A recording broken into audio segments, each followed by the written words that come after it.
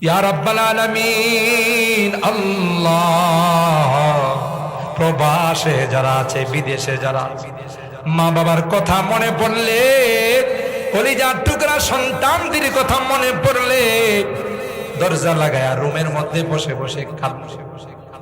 আল্লাহ, তাদের কামাই রুজি রোজগারের বরকত নসিব করে দিও। কাগজপত্রের সমস্যা থাকলে সমাধান করে দিও। ও রব্বি করিম আল্লাহ, আজকের মোনাজাতে বারবার মা বাবার কথা মনে পড়তেছে।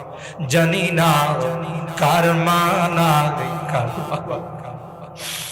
এ মালিক, কতদিন হয়ে গেল মা বাবার মায়াবী চেহারাগুলো আর দেখি না। কত আদর স্নেহ মায়া মমতা সোহাগ দিয়ে আমাদেরকে বড় করছে, নিজে না খাইয়া আমাদের খানার ব্যবস্থা করছে। বাবা কোনো ভালো কাপড় পরে নাই, ভালো কোনো জুতা পরে নাই। কেউ যদি বাবার হাতে একটা মিষ্টি দিয়েছে, বাবা মিষ্টিটা প্যাকেটে করে আমার জন্য নিয়ে আসছে। কাঁধে কুলে করে আমাকে মানুষ বানাইছে। মা জনম দুঃখিনী মা কত কষ্ট আমার জন্য স্বীকার করেছে।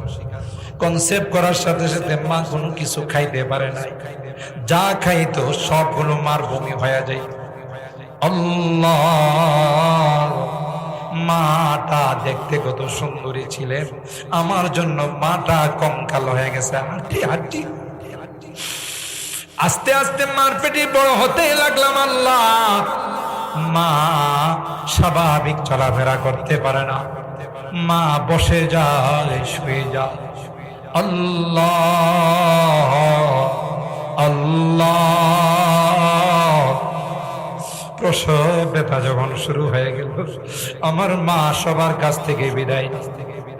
স্বামীরা হাত ধরে বলে, প্রাণের স্বামী রে, তোমার সংসারে এসে তোমার কোনো খেদমত করতে পারি না। তোমার সন্তান হবে, কত মা সন্তান জন্ম দিতে গিয়া মারা যায়। আমিও যদি মারা যাই, তুমি আমার উপর কোনো দাবি রাখো না। বেহুশ হয়ে আল্লাহ জিব্বায় কামড় দিয়ে মা দুনিয়ার সুন্দর চেহারাটা আমাকে দেখাইছে। আল্লাহ, দুই চোখ দিয়ে আমাকে দেখার সাথে সাথে মা মুস্কি হাসি দিয়ে ফেলছে। 2টা বছর মাকে ঘুমাইতে দেয় নাই, দুধ খাইয়েছি। আল্লাহ, ক্ষুধা লাগছে, কান্না করছি, মা তার কাঁচা ঘুমটা ভেঙে আমাকে খাওয়াইছে। কনকনে শীতের মধ্যে বারবার মার কুলে পেশাব করে দিয়েছে। মা কোনোদিন বিরক্ত হয়ে আমাকে দূরে সরাই দেয়। আল্লাহ, বেরতলার থেকে যখন বাড়ির থেকে বের হয়েছি, ঢাকা যাব, কর্মস্থলে যাব, মা দরওয়াজার মধ্যে দাঁড়ায় দাঁড়ায় আমার জন্য কাঁদছে। শাড়ির আঁচলটা দিয়ে আমার চোখের পানিগুলো মুছে আর ডাক দেয়া কই, বাবা তোমার কর্মস্থলে গিয়ে তুমি জানাই ও রে, আমি যে তোমার জনম দুঃখিনী মা, তোমার খবর না পাওয়া পর্যন্ত একটা লোকমা খানাও আমার মুখে যায়। আল্লাহ, এখনো তো বাড়ির থেকে বিদায় নেই, কেউ যে আমাকে এই কথাগুলো বলে বিদায় জানায় না, কারণ আমার মা যে দুনিয়াতে নেই।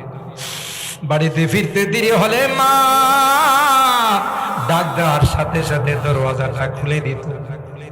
এ মা, এ মা, এত রাত হয়ে গেল, তুমি ঘুমাও না। মা ডাক দেয়া কই, আয় আয় আয়। দুনিয়ার সবার চোখে ঘুম আসলেও আমার চোখে ঘুম আসে।